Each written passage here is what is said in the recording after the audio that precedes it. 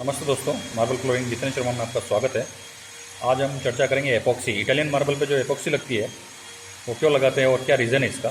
जैसे कि आप ये लाइन देख रहे हैं, ये इटालियन मार्बल में क्रैक है, तो इसको फिलअप करने के लिए हम एपॉक्सी लगाते हैं। तो एपॉक्सी को लगाने के बाद में 2 दिन आप ड्राई होने के लिए छोड़ दें, उसके बाद भी आप इसको वापस रिमूव कर सकते हैं।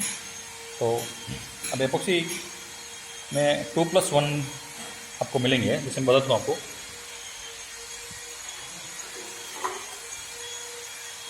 दो तो ए पार्ट्स के हैं और एक बी पार्ट्स का। इसमें इसकी हम डबल मात्रा लेंगे और इसकी एक मात्रा लेंगे। तो हम इसको मिक्स कैसे करेंगे वो बताता हूँ। और इसको अप्लाई करने के लिए आपको ये 2 स्टील की लोहे की ब्लेड चाहिए। ये हार्डवेयर पर आसानी से मिल जाती है। तो इसको लगाने से क्या होगा, चलिए हम पहले देख लेते हैं इसको बनाते कैसे हैं।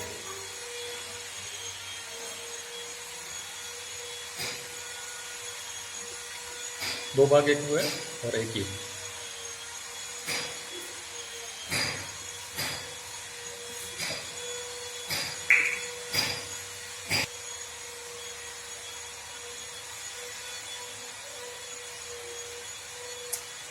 ये ट्रांसपेरेंट है और बहुत ही पतली है, तो ये क्रैक में चली जाएगी।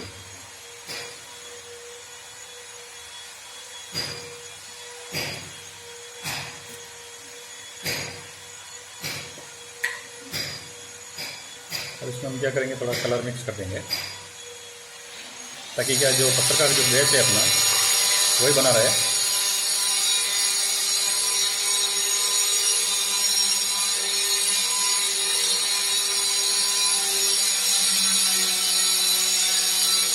ताकि कहीं पे भी क्रैक हो वो दिखे नहीं।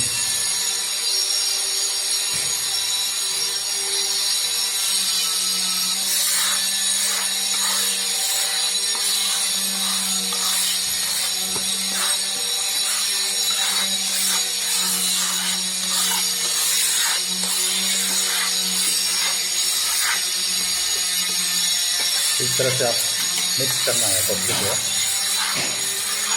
पत्थर पे अप्लाई करना है। इसके आपको क्या क्या बेनिफिट मिलेंगे। पहला बेनिफिट, आपके क्रैक फिलअप हो जाएंगे। दूसरा, इस पर एक लेयर हो जाएगी जो आपको कोई पेंट का काम चल रहा है वो गिरे तो भी इसके अंदर नहीं जाए, ये अब्जॉर्ब करता है। और ये पत्थर का नाम है क्रेमा मार्बल। इस तरह से आप इसको अप्लाई कर सकते हैं पत्थर पे।